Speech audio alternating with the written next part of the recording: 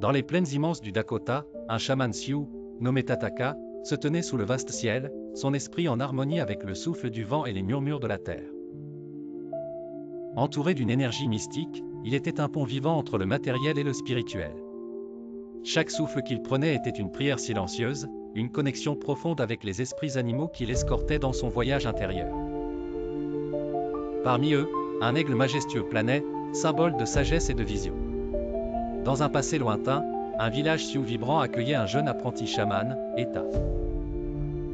Sous l'œil attentif d'un ancien guérisseur, il apprenait les rituels sacrés. Les journées étaient remplies de paroles de sagesse, les nuits illuminées par les récits des ancêtres, chacun porteur de symboles et visions du passé.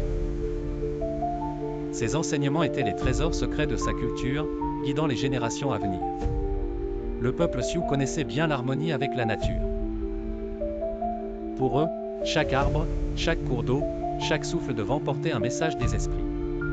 En s'agenouillant près d'une rivière, Tataka communiait avec l'esprit de l'aigle au-dessus de lui. Le vent portait les chuchotements du monde naturel, tissés dans les promesses d'une aube nouvelle. Lors des cérémonies nocturnes, entouré de la danse des ombres créées par les flammes, Tataka entrait souvent en transe. Les esprits lui dévoilaient des visions puissantes de l'avenir, des images qui guideraient son peuple à travers les incertitudes à venir. Ces visions étaient des phares dans les tempêtes de l'existence, des messages des esprits pour ceux qui savaient écouter.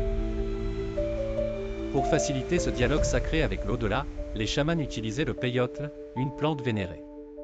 Entre leurs mains, ces plantes sacrées devenaient les clés qui ouvraient les portes du percevoir. Les doigts de Tataka enroulaient les feuilles avec soin, alors que des motifs éthérés et vibrants émergeaient de la fumée rituelle, illustrant l'union entre les mondes. Guérisseurs en leur cœur, les chamans apportaient soulagement au corps et aux âmes tourmentées. Leurs mains effleuraient les blessures avec une chaleur lumineuse, une énergie spirituelle qui coulait de la terre elle-même. Pour Tataka, chaque guérison était une danse d'équilibre, harmonisant l'esprit, le corps et les forces invisibles qui les unissaient. La transmission du savoir était au cœur de leur mission.